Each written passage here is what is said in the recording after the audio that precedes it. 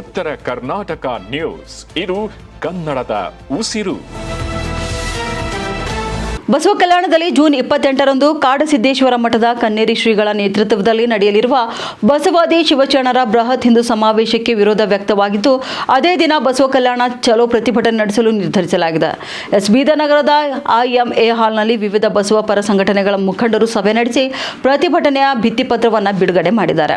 Basava ಭಕ್ತರನ್ನ Basava Talibani ಎಂದು ಉಲ್ಲೇಖಿಸಿರುವುದು ಹಾಗೂ ಬಸವ ತತ್ವ ಮತ್ತು ಸಂಸ್ಕೃತಿಯ ಪ್ರಚಾರದಲ್ಲಿ ತೊಡಗಿರುವ ಪೂಜ್ಯರನ್ನ ಅವಾಚ್ಯ ಶಬ್ದಗಳಿಂದ ನಿಂದಿಸಿರುವುದು ಬಸವಾನುಯಾಯಿಗಳ ಧಾರ್ಮಿಕ ಮತ್ತು ಸಾಂಸ್ಕೃತಿಕ ಭಾವನೆಗಳಿಗೆ ಧಕ್ಕೆ ತಂದಿದೆ ಎಂದು ಸಭೆಯಲ್ಲಿ ಆಕ್ರೋಶ ವ್ಯಕ್ತಪಡಿಸಲಾಯಿತು.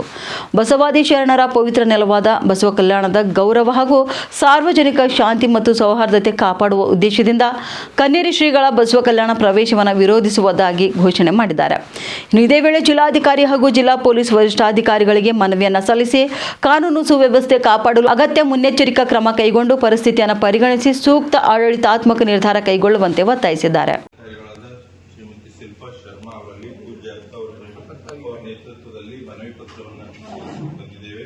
ಬರುವ ಜೂನ್ 28ರಂದು ಬಸವಣ್ಣನ ಭಕ್ತರಿಗೆ ತಾಲಿಬಾನಿ ಅಂತ ಕರೆದಿರುವಂತಹ ಸ್ವಾಮೀಜಿ ಬಸವ ಕಲ್ಯಾಣ ಬರ್ತಾ ಇದ್ದಾರೆ. ಅವರನ್ನ ಬರ್ಲಿಕ್ಕೆ ಪ್ರವೇಶ ಮಾಡಲಿಕ್ಕೆ ಅವಕಾಶ ಕೊಡಬಾರದು.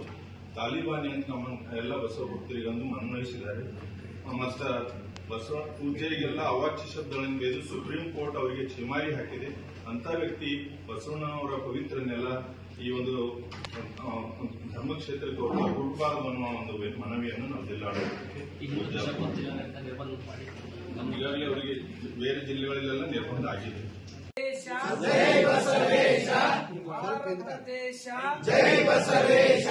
ವಿಶ್ವಗುರು ಬಸವಣ್ಣನವರಿಗೆ ಬಸವಣ್ಣನವರಿಗೆ